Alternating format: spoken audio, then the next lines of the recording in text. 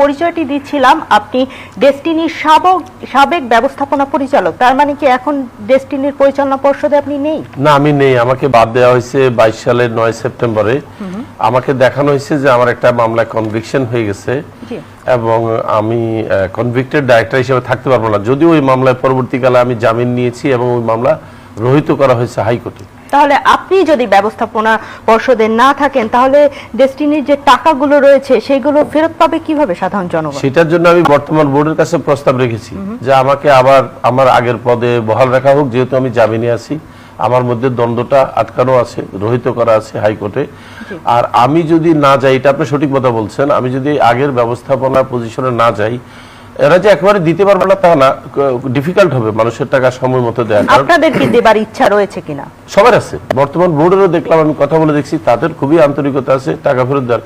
আসলে টাকা ফেরত দেবো না কেন? টাকা তো কোম্পানির অ্যাকাউন্টে আর সম্পত্তির মধ্যে আছে, কেউ নেয়নি। আমাদের কোনো পরিচালক বা কোনো শেয়ার হোল্ডার, কোনো এমপ্লয়ি এখান থেকে 1 টাকাও আত্মসাৎ করেনি।